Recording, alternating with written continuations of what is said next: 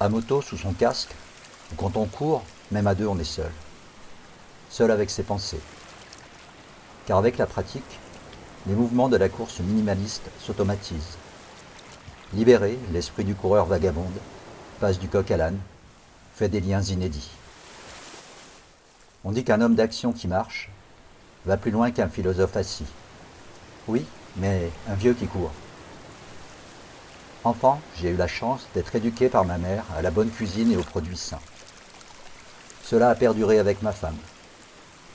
Récemment, j'ai eu l'occasion, pour la première fois, d'aller dans un restaurant étoilé.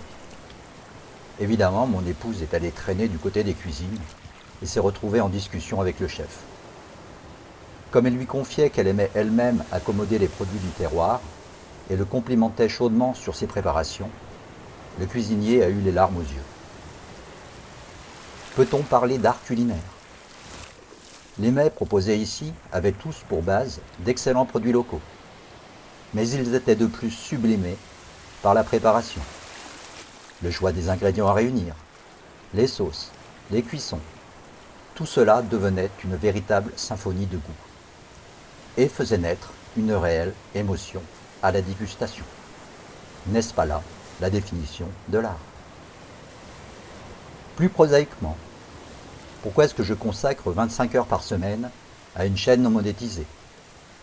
La transmission, oui, c'est-à-dire le plaisir de partager ce que je sais.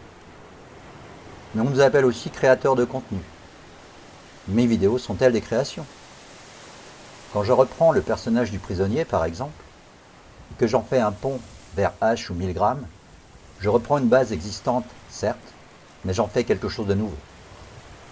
La création ne sort jamais de nulle part, ex nihilo, mais est ancrée dans un espace géographique et une époque donnée.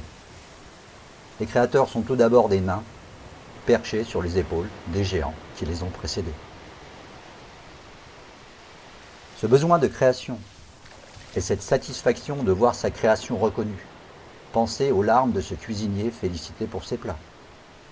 N'est-ce pas là le dernier étage de la pyramide de Maslow? Le besoin d'accomplissement.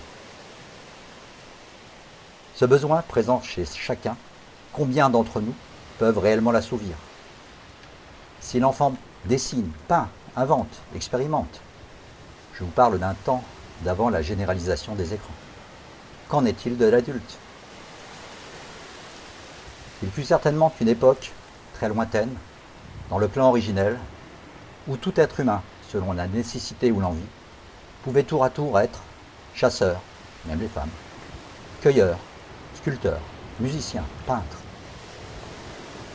De nos jours, la division des tâches s'est généralisée et la création est tombée de surcroît sous le joug du capitalisme cannibale. Selon Marx, après le stade de domination formelle, où le capitalisme modifie les rapports de production entre l'homme et son travail, vient le stade de la domination réelle, où le capitalisme tente à asservir tous les aspects de la société.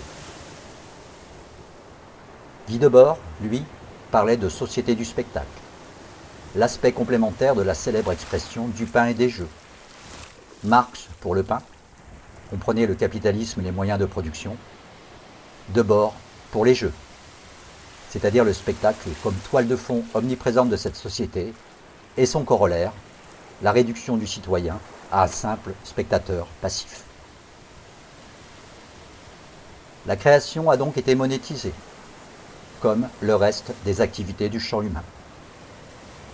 On aboutit ainsi à cette situation où une infime minorité de créateurs, dont la production est d'ailleurs souvent contrainte par les lois du marché, en vient à nourrir, avec des œuvres généralement factices, une masse de consommateurs eux-mêmes frustrés dans leur besoin fondamental de créer.